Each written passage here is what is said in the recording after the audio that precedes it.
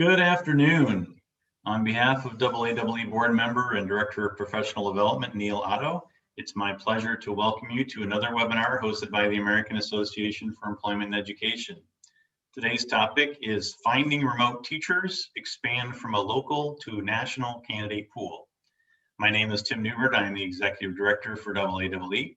Please allow me to cover just a few housekeeping matters before we begin with today's topic.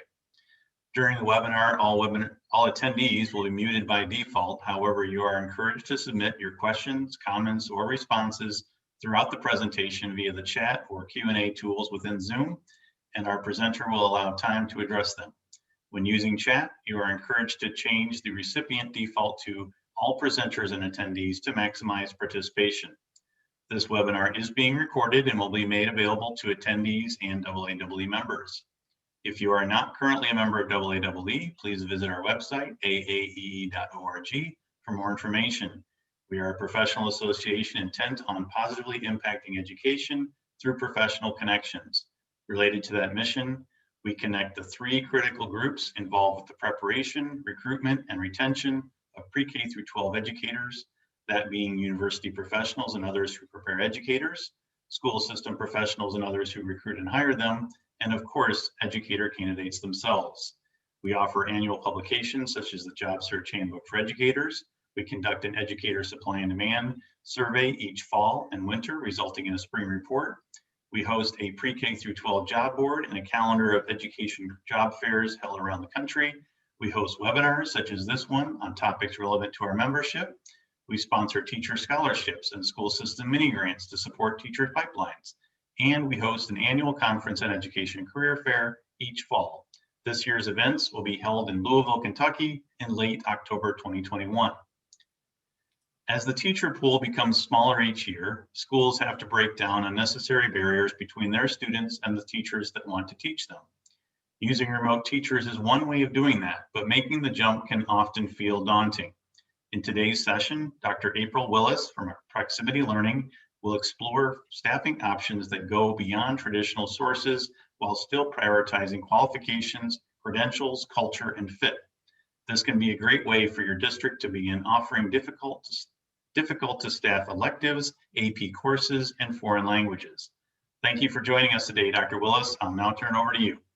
Sounds good. Thank you so much for having me. I'm really excited to be here, guys. On behalf of Proximity Learning Incorporated, we are headquartered in Austin, Texas. If you are actively at your computer while you're watching this webinar today and it's not something that you've got going on in the background, I would love it if you would drop in the chat what state you are from. It's always great to know who we've got in the room, and it can also help us cater the presentation a little bit more if we know what regions we're speaking to. So go ahead and put in the chat where you're from, and I'm going to continue to tell me just a little bit about me and why you might want to listen to what we've got to say today. I have worked at the campus, district, and state levels of education. One of the roles that I held was Director of Operations for a charter school district, and one of the many things you have to do as a Director of Operations is handle all things HR. So I'm going to be able to speak to you today based on my own personal experience of when I was having to handle all of the recruitment and the retention of highly qualified educators who we wanted to make sure we were able to bring to our campus and to our district to make sure we were best meeting the needs of all of our students. I see we've got some people in here from Texas and from Florida. We're so happy that you guys are here today.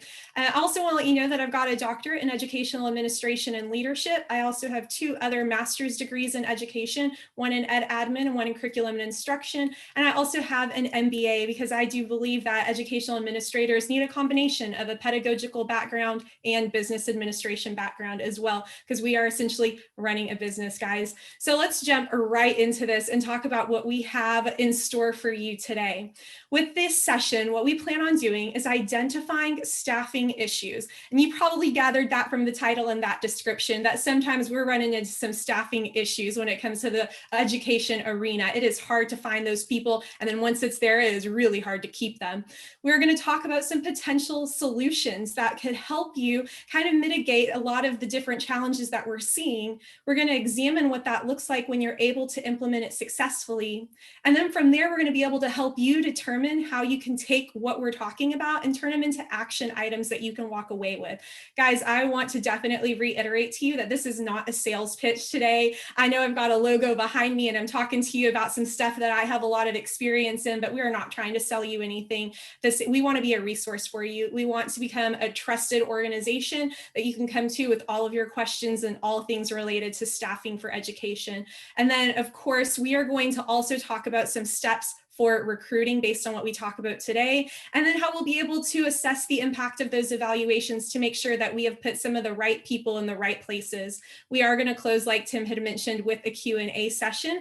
Please don't feel like you have to hold all your questions to the end, though. I've got this chat open. Like I see our friend right here who's dropped in that she is from Arlington, Virginia. Thank you so much. We're so happy to have you here. Please do keep those chat comments coming, and I will make sure to address them as they come through. So let's go ahead and jump right into what we're going to talk about today, the root cause of staffing issues.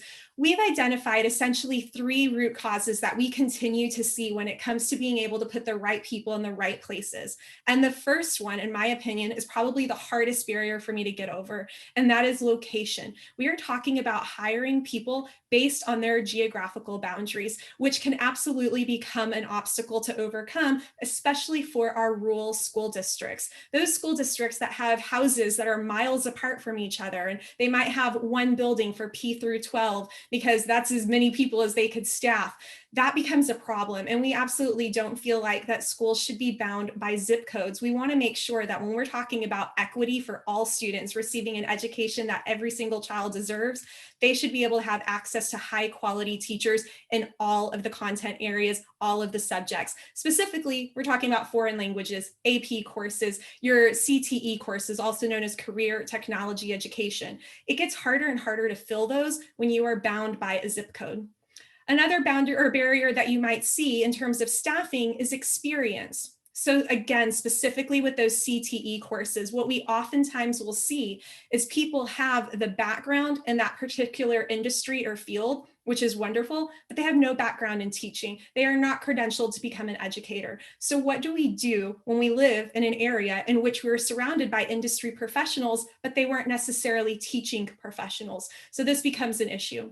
We're also talking about people who might be lacking other credentials, like perhaps you want them to be able to, if you are in another small school, you need them to teach both upper elementary and secondary, but their certification didn't allow for that. Or we're looking for people who may have a little bit more experience, but their tenure hasn't allowed them to be able to stay in one area for very long. So we start to run into some experience issues as well. Let's talk about that third barrier. This is a big one because the bottom dollar is the bottom line for a lot of these schools, and we're talking about cost. That means being able to offer competitive wages and benefits specifically. And what we're talking about there tends to affect our urban and our suburban districts more, because at that point, unlike the rural school districts that have one little area for all of their teachers to come to, our urban and suburban districts are oftentimes filled with clusters of multiple districts, all within driving distance from each other. And we find that there is a very highly competitive pay scale that's going on from one district to the next district, and teachers have their options. So when teachers have their options in places like that, they're not just looking at what their total salary is for the year. They're probably also considering their benefits. You're also having to consider from the HR side, payroll taxes, professional development days, onboarding, and of course, like we mentioned, competing with those other local pay scales. And then on top of all of that, we're also talking about charter schools versus traditional schools. So what we tend to see if you are in a suburban and urban area, not only do you have to deal with your traditional ISDs, but you also have charter schools. Now, while charter schools tend to have lower budgets because they're not able to bring in any property tax money, they oftentimes are able to kind of front load the salaries for early teachers. So a first-year teacher oftentimes will make more at a charter school than at a traditional ISD. But by the time they get to be a sixth-year teacher, that charter school can no longer remain competitive for them. But all of these are considerations that teachers are making. At the same time, on the HR side, we should also be thinking about these things too. So what I would love to hear from you guys is if you could drop in the chat a number 1, a number 2, or a number 3 for what you believe the biggest staffing issue root cause is for the district that you're in. Are you bound by that geographical location? Are you having a hard time finding people with experience? Or is that bottom dollar really causing you guys some grief? All right, This is looking good, guys. I'm seeing some 2s, some 3s. Let me know if you feel anything that might be a little bit different than what you've heard so far. And of course, these are the root causes we've identified. You might be thinking, hey, I'm dealing with an issue that I don't see up there yet. I would love to hear about that as well. We're going to keep it moving though. Let's talk about a potential solution. This is what I am really excited about, guys. We are going to talk about the potential of hiring a virtual teacher that could essentially solve all of those root causes, not one at a time, but all at the same time.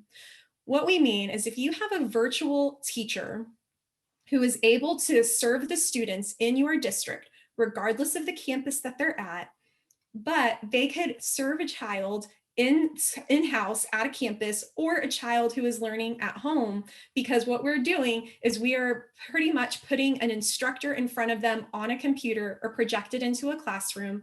And it doesn't matter where the kiddos are at, and it doesn't matter where the teacher is at, but what we're able to do by projecting a child or projecting a teacher in front of a child is we are able to first address the location issue. We are no longer bound by our geographical zip code. We now have access to any teacher across the United States or even internationally at this time.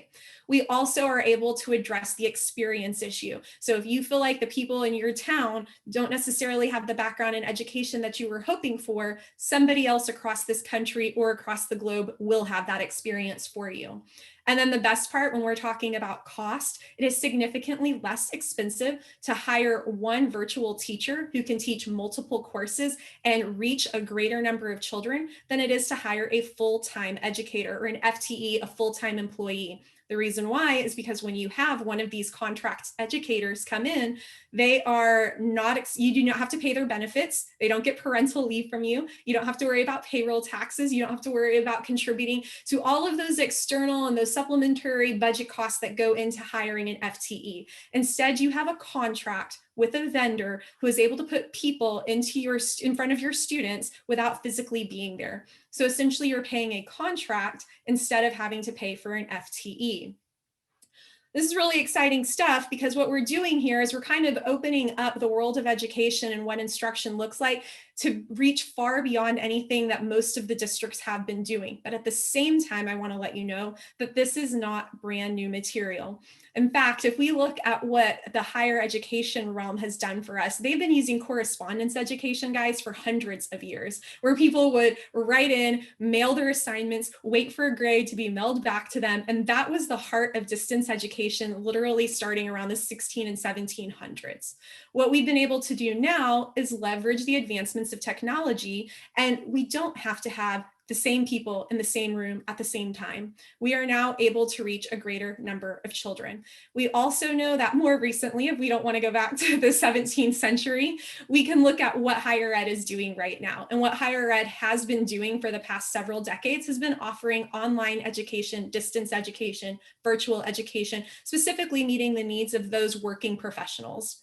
Well, now what we've learned from them is that we are also able to bring a lot of those same strategies and those techniques, fine tune them a little bit, tweak them, and then put them in front of our P12 students. We've learned a lot from higher ed, which means we are not reinventing the wheel here, and nobody needs to. You also have to know you're not doing this alone. There are other people who are in the P12 industry who have completely refined the process and have been able to streamline it so that it requires no additional work for the people on your staff. I do see a question in the chat I'd love to address, and it says, do virtual teachers work with multiple districts at once? They absolutely can. Now, let's say you have a very high need in your district and you're like, oh, I love this teacher. I love what they're doing, maybe with these grade levels at these campuses. Do you think we could continue to expand that contract? For sure you can. So if you have the need and you need these virtual teachers to spend all day, every day with your students, we can absolutely make that happen. However, if you're like, we really just want to add one Latin class, we've never had the opportunity to teach Latin in our district, we would love to be able to do that. Can you give me a Latin teacher? And that exists. So I'm going to tell you a little bit more about how you would come to those conclusions and be able to almost place an order for your perfect candidate. So when we go to this next slide, I want to address some of the things that you might be thinking about, but you haven't put in the chat just yet. One of them is, this sounds really new, and new is scary. But I do want to let you know, as we've already been able to touch on, this process has been working for over 15 years in the P-12 environment specifically, not even talking about what higher ed has been doing, but what P-12 has been doing and what they've been learning along the way, and of course, what they've been learning from higher ed. So although it might be new and a little scary to your district, I do not want you to feel like the process in itself is new. A lot of times I think people are under the impression, especially if they haven't been doing this for very long, that all of this online learning is a result of COVID. And it is absolutely not a result of COVID. This has been going on far in advance of when COVID ever hit us. But the cool thing to know is for all of the people who are already using this and it was embedded into their HR processes, when COVID hit, do you know how easy it was for them to continue just operations as is? It was day-to-day operations. Nothing necessarily had to change that much. For the ones who are using this to supplement all of their other normal in-person classes, which is oftentimes what we see, it was such an easier process for them to also transfer over from being able to offer a few classes online to being able to offer all their classes online because they were already set up for it. The other thing to keep in mind, guys, is online education is not going away. So oftentimes we also like to hear people say, how much longer can we get back into class? How much longer is it until we can go back to the way things used to be, to when things were normal? But here's the deal, guys. When we talk about equity in education, we need to recognize the need that for every child to learn in a way that is best for them to learn. We know that not every child learns the same way. We know that every child has specific and unique needs to their personality, to their behavior, even to their health. And when we offer online education, we are allowing those students who might be immune compromised to continue in education that's as high quality as if they were in person. We're also allowing students who might have felt lost, felt like they were falling between the cracks, that they weren't being noticed, that in-person physical school was not for them. We now have a way to reach them successfully. And we should never think that because it seems like a burden for us, we take that away from students. We now know that this exists and we can do it well, and we need to continue offering this service to children. So going back to some obstacles you might be thinking, I don't know where to begin. Good thing is you don't have to do this alone. You find a company to support you, whether it's Proximity Learning or another vendor out there. There are companies that are here for you to do this so that you don't have to do it alone. I would encourage you to reach out, start making some connections. Next part is, how do I pitch the idea of a virtual teacher to the rest of an admin or HR? Like, they're probably going to think this sounds a little far-fetched that we want to go ahead and bring virtual teachers in for several courses or classes or grade levels. And what I would encourage you to do is let them know that these are proven techniques. This is not starting from scratch. You are not trying to invent something that's never been invented before. And you can, in fact, use testimonials from campuses across the country who have been experiencing success for an extended period of time doing this. And I know that that will oftentimes be very compelling information when you share it with admin. Let them know, like, hey, do you want to watch this school that looks just like our school, that's in a situation or an environment that is very similar to what we're in? And then hear how this worked for them. And when you hear it from the mouths of people who have gone through this and who can relate to you, oftentimes it's going to work a little bit better than if maybe you heard it from me. But I do encourage you to find those testimonials. They exist. If again, you need help finding them, just reach out. I'd be happy to help you with that. Okay, another thing you might be wondering is, hey, if we hire some outsider, they're not going to get our culture. They're not going to get our students or our families. How do we know they're going to even fit in with us? And we absolutely agree that fit is a big deal. And just as you would interview any other teacher for any position that you have in your campus or your district, we are going to encourage you to interview the candidates that are put in front of you as well. You have an opportunity to ask them questions, figure out how they believe education should be delivered. How do they connect with students? How do they address behavior issues from a distance? Like, those are some things you might want to find out about. So we encourage you to take advantage of that interview process. And then finally, you might be wondering, how in the world am I supposed to start filtering through a global candidate pool? That sounds quite daunting.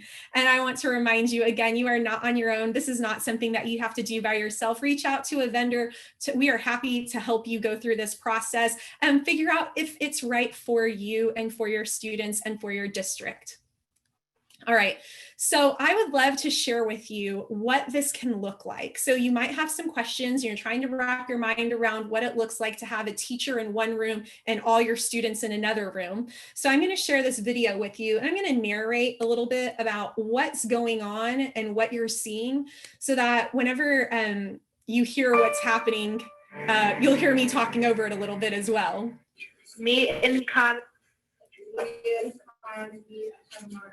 So right here, Excelente, con tu hermana en la casa, in that with your top sister at box home. with the Muy bien, yellow gracias. background, that's your Señor teacher. Héctor Ramírez. Me gusta patinar con mi hermano en el parque. And all of these students are in the same room at the same time. This person behind the students is a facilitator. Okay, Marcia, o Marcia, perdón. Me gusta patinar en el parque con mi hermana. So each child has in front of them either a Chromebook, a tablet, something along the lines of a small laptop device that they can watch the teacher personally on, or the teacher can also be projected on a large screen that you'll see in a moment.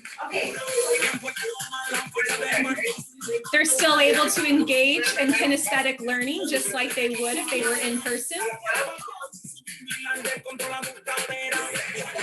And this is an example of how the teacher would be projected on a large screen with an aide in the classroom. The students can still engage in interactive and meaningful learning.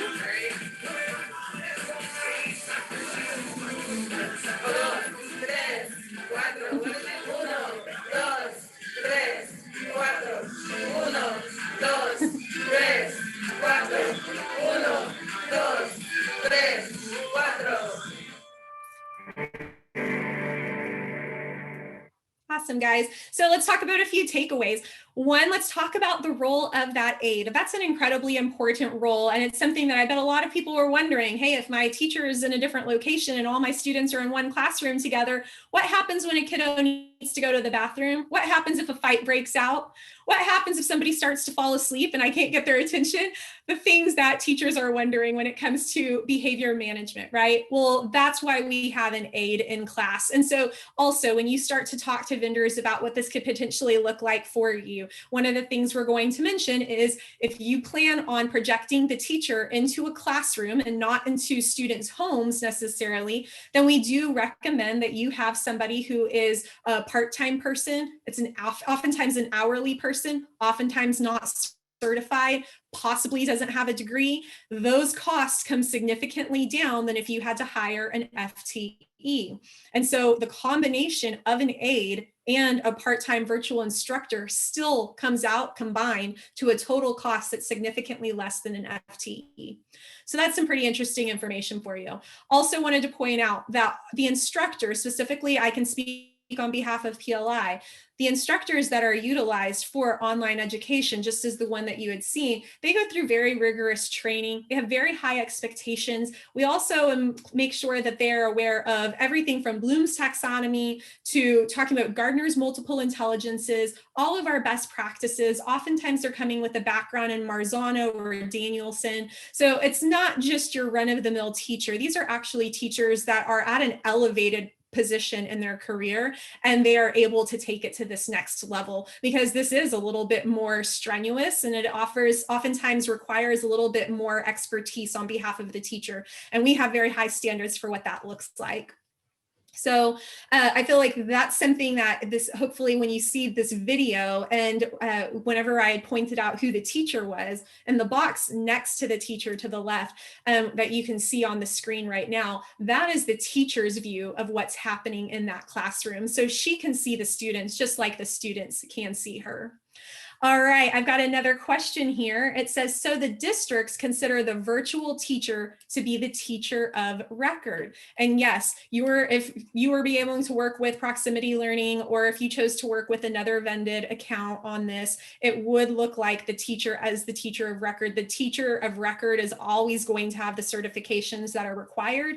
And they're also going to, of course, have the credentials that are necessary to serve as your teacher of record. You would not put the aide as a teacher of record for this classroom. All right, good deal, y'all. So I'm going to keep this moving. we've got determining your staffing needs and wants. So this is where it kind of gets fun, because you get to almost paint a picture of your ideal candidate. If you were able to pick anybody in the world, because you literally have access to anybody in the world when we are hiring an online educator, what does that look like for you? So here are some things just to think through. Think through what subjects you would love to offer that you can't offer right now, or subjects that you're having a hard time filling, or maybe subjects that are very popular and you want to expand it, but your current staff doesn't have the capacity to expand. So maybe you need to add a few more courses, but you don't have people to put them there. So think of what subjects they would be. Think of the grade levels. Are you guys starting to see a peak in certain grade levels? We also know that typically around 9th and 10th grade, we kind of see a bubble. And then by 11th and 12th grade, oftentimes we start to see students who move away at that point. So what grades do we want to start teaching with this? What's the experience that you would love to see? So when we talk about your traditional or typical district, we often see a bell curve where you have a smaller number of first to second year teachers, a small number of teachers that are approaching retirement, and then the big bubble of teachers, the bell in the middle of those teachers who typically have around 5, 10, or maybe 15 years of experience. Do you feel like that matches what your district needs, or are you hoping to move those numbers and adjust them? So think about the experience level that you're hoping for your campus or district. Also, when you start to think about the certifications that you want, the degrees, perhaps even the licenses that you're looking for CTE courses, like a cosmetology license, perhaps. We can do that. How exciting is that, that you can bring in these CTE courses that typically would require hands-on experience?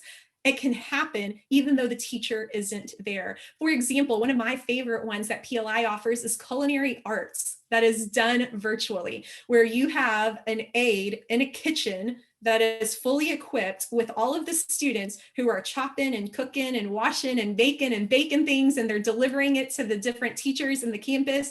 And your teacher is streaming live for them, but they're not physically in that room. It's pretty incredible, and it opens up a door of so many opportunities for your children who might not otherwise have those opportunities.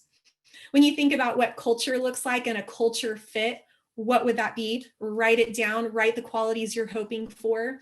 And F talks about the number of students or the number of schools you think could be potentially impacted by virtual instruction. And then we've got the device requirements. Think about that. So like I had showed you in that video, we saw that every child had a laptop or a Chromebook or a tablet of some sort. Are there requirements that your school would need to invest in, or are all your schools already equipped with that? And then what device requirement would you need if you would like to project the teacher? Do all of your rooms currently have projections, or maybe some of your rooms do, and you'd have to fit in the students to go to that particular room during that scheduling opportunity? And then also, of course, the teachers are going to come with all of the equipment that they need, but if you need anything additional to that, you might want to jot that down as well. And then H says the facilitator requirement. The facilitator requirement means what are going to be the standards that you hold for the aides or the assistants or the facilitators that are in that room? What is their degree level that you're hoping for, or their experience level? Maybe they need to also know Spanish if this is a Spanish class. Maybe they don't. Maybe you tell the aide, hey, it's a Spanish class, but you don't need to know it. Just always redirect the students to ask the teachers those questions. So in the chat, I would love it if you would drop your top 3 needs or wants. You don't have to write the words out. You could write, for example, A, E, and G. I'm just curious to see, what are your negotiables? What are your must-haves when you're thinking of crafting the perfect staff member for your campus or district? What ranks high on your list? While you're doing that, I'm going to read a couple of comments that have come through on this slide. One, I see, what happens if a teacher is not living up to the standards the school has in the classroom? Such a good question, and I'm actually going to get to that in about 2 slides. But as a little teaser, you should know that it is much easier to end a contract with a virtual teacher than it is to release an FTE. We all know on the HR side how difficult it can be, especially if a teacher has tenure, to write them out without expecting a lawsuit afterwards. So if you have a contract and you are not employing this person as a full full-time employee, it's a lot easier to get them out of that contract essentially. But the good news is it's less of an impact on your students, because once you get one teacher out, when you're working with a contracted vendor like Proximity Learning, they oftentimes will have a catalog of other replacements. So we're able to quickly fill that position, and it will oftentimes seem very seamless for the students. Another question, if you wonder, some educational programs already cut during the pandemic in the early months of the past year, is that sure? Another program will be switched and added, maybe psychology courses offered for all. I'm not sure. I really want to answer this question well, so I'm going to answer the way I interpret it. And if I'm off, please just reword it for me, okay? What I think this means is, it sounds like if there are already programs that are being cut, are we sure that this would be a way to kind of supplement those programs, I think is what we're asking. So for example, if we had to cut some music programs at a district because we just didn't have the funding for music when COVID made us lose so much funding, then I would say, if that's the question, then yes, this would be an opportunity for you to replace those classes at a lower cost. And the good news there is federal funding that has already been released specifically for Title I schools. You might have heard some of the CARES funding. I think it's also going by a different name at this point, or another alternative name.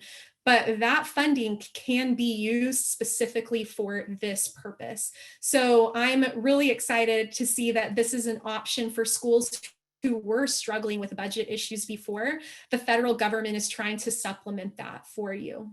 I hope that answered that question. Another question is, years of experience might be negotiable. Do vendors charge more for teachers based on their experience?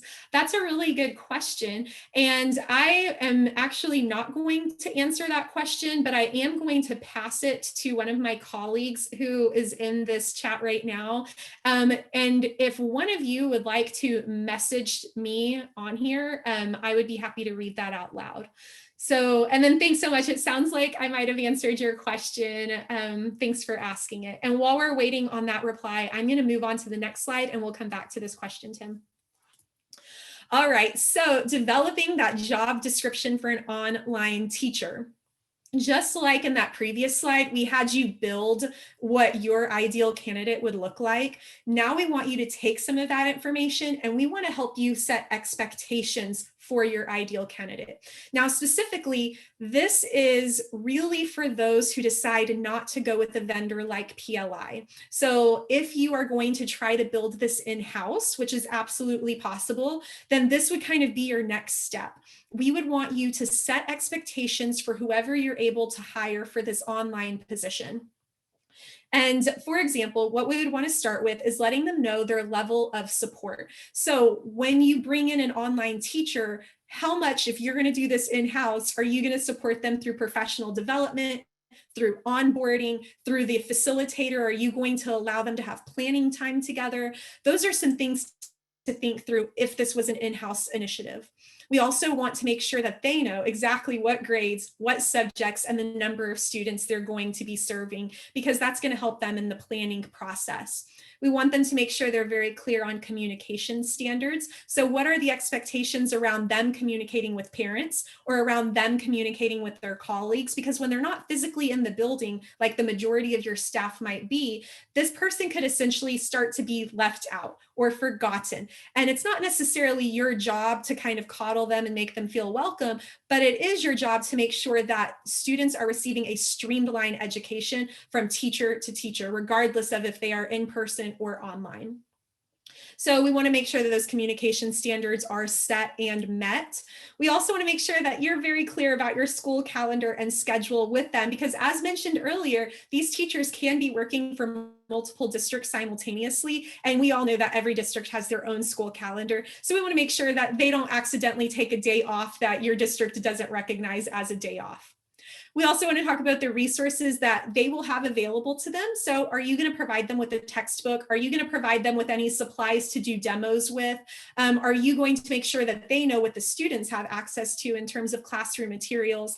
And then finally, setting your tech requirements. Now, as a reminder, if you choose to work with an organization or agency, all of this is done for you. This is really specific to those wanting to build it in-house.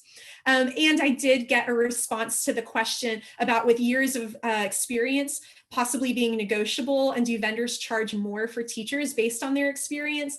And I can't speak on behalf of all vendors, but I did hear from PLI's perspective, we do not charge more based on teachers' years of experience. So that's good news too. You can get a highly experienced teacher for the same price that you get one that might be a little greener. All right, going on to recruitment, guys, we are going to talk about if you choose again to build this in-house, what this might look like for you. I would encourage you to, once you've crafted that job description and you're ready to start posting it, start taking advantage of international, national, and state job boards. So all of those should be available to you based on, of course, your local city or county. Your state oftentimes are going to have job boards. And then we also have national job boards that you're able to post to, like job boards specific to nonprofits, job boards specific to educators. There's a wealth of job boards out there, and we would encourage you to post to those. Do keep in mind that oftentimes they do require a fee, and that if oftentimes they will also require you to be a member within their organization to be able to post those jobs. But it's something that you should be mindful of and definitely explore. Also considering different associations and organizations specifically related to teaching or career and technology fields. We want you to be able to access those boards as well, also oftentimes with the caveat of additional costs for posting. And then another great resource for recruitment would be colleges of education or colleges in specific subject areas like computer science, for example. If you go out to those colleges that are in your area, again, if you feel like you're bound by your geography, you might already be utilizing this as a recruitment initiative. But now that you can broaden your horizons with online and virtual instruction, you're able to reach more teachers by going to those colleges that you might be like, hey, you know what? It would be really cool if we had an Ivy League trained teacher. How cool would that be? I'm going to specifically see what the job boards look like for Harvard. I want to see what job boards look like for Yale, for Stanford, whatever we're talking about. Go to those colleges. They all have job boards now. Oftentimes they're also using something called Handshake. Handshake is an app that a lot of universities use to help place either current students or students who have just graduated. So that would be another job board for you to explore.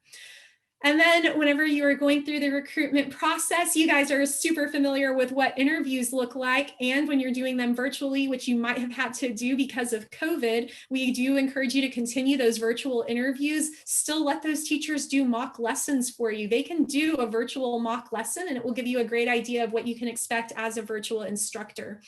And then finally, when you're going through the recruitment process, we want to make sure that you do completely take advantage of virtual onboarding. And so again, if you're working with an agency, a lot of that's handled for you. If you're building this in-house, you're going to have to come up with a really compelling program to onboard those instructors and make them feel like they're really part of your family, which is going to contribute more to the culture and fit questions that you might have.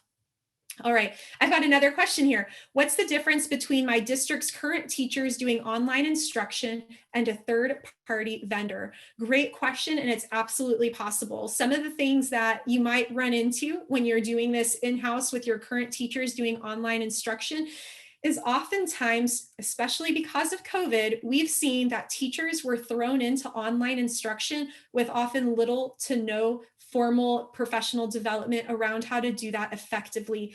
Additionally, they were forced into this by no choice of their own.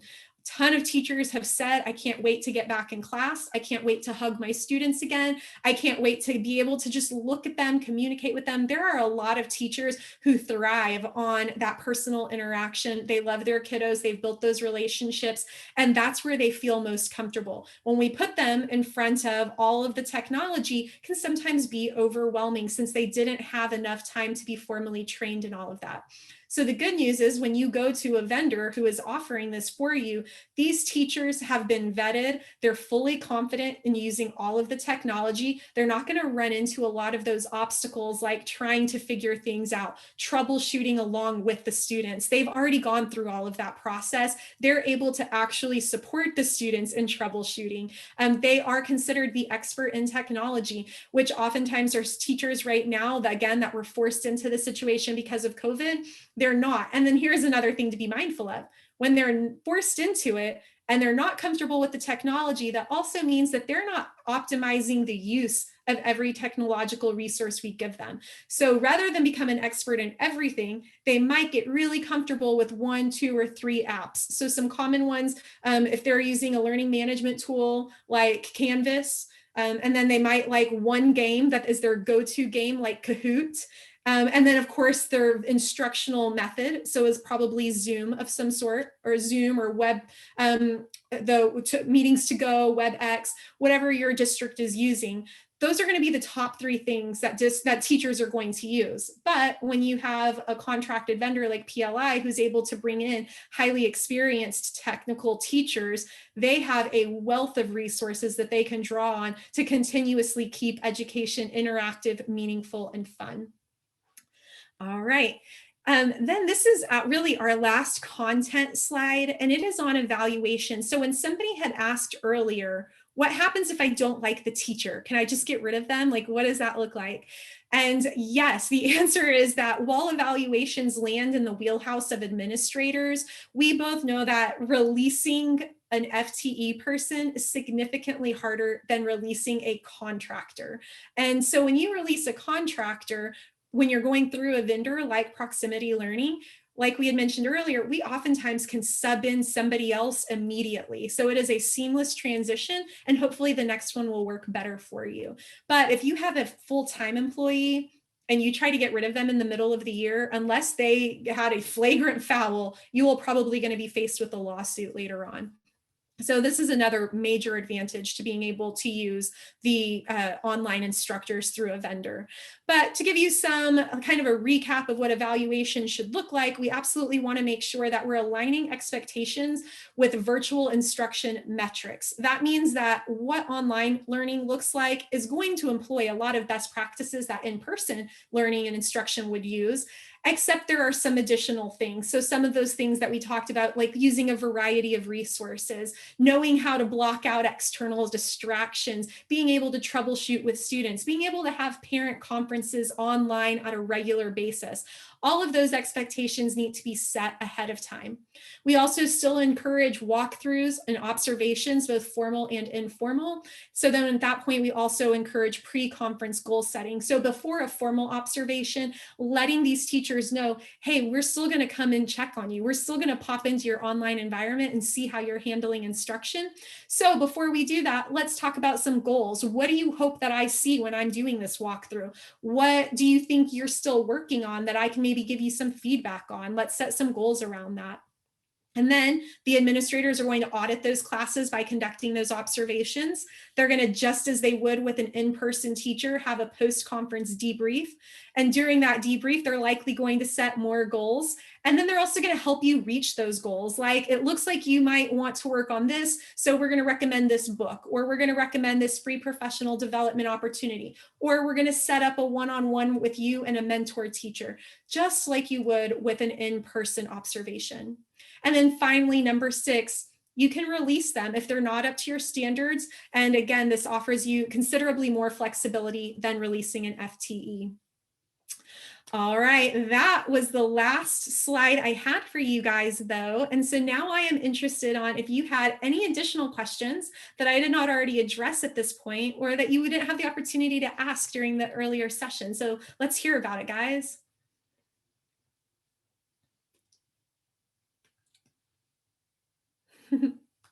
Okay, I do hope that you found the session very informative, and I also encourage you to please reach out to me. Like I said, we are a resource for you primarily. So before any sales would ever be pitched to you, just know I want to answer all of your questions. I want to be somebody that you can come to and trust. And if you say, I want to build this in-house, can you give me some tips? I will say, absolutely, let's do this together. So please reach out to me. That's my email. And also know that if I don't have the answer, like one question that was asked to me today, I didn't have the exact answer. I promise you, I will always reach out to somebody who can help you. I'm not going to make it up. So I'll make sure that you get the answer that you deserve. I did get one question here. It says, are good teachers willing to do remote rather than classroom? Absolutely. I would say not only are good teachers, I would say outstanding, excellent teachers are willing to do remote. And I'll tell you, a lot of the theme that this presentation covered today was why it benefits you. But you should know that there are built-in benefits for the teacher as well. They are not, don't feel like they're getting the short end of the stick here. They are getting more flexibility than an FTE is. They are also having the flexibility of being anywhere in the world to provide instruction. So they are completely committed to providing instruction to your students, but there is a built-in flexibility there. Oftentimes, this is a great opportunity for teachers who might also want to be raising a family, or they only want to work certain hours. Maybe they're also continuing their own education. And so this is a great opportunity for them to continue teaching, but to focus on their own personal growth as well. And so this is really a win-win situation. The teachers who want to do this are highly vetted, and we absolutely would never put a teacher in a classroom that we didn't believe in or that we wouldn't want our own children sitting in that classroom for. And so I want you to feel confident in the fact that there are outstanding teachers willing to do this. And just like we had mentioned, there are teachers who thrive in the in-person environment. There are teachers, just like every student is unique, every teacher is unique too. And there are definitely teachers that thrive in the online environment. Great question. Thank you so much. Tim, we so appreciate you having us on today, and we look forward to our next webinar with you guys next month. Thank you so much, Dr. Willis, for sharing so much great information today. Lots of food for thought here. Also, I want to thank all attendees for joining us. Speaking of virtual job fairs, AAW will be hosting 3 events this spring on March 11th, April 29th, and June 10th. Find more information on our website at aaee.org. Thanks again, everybody. Have a wonderful rest of your day.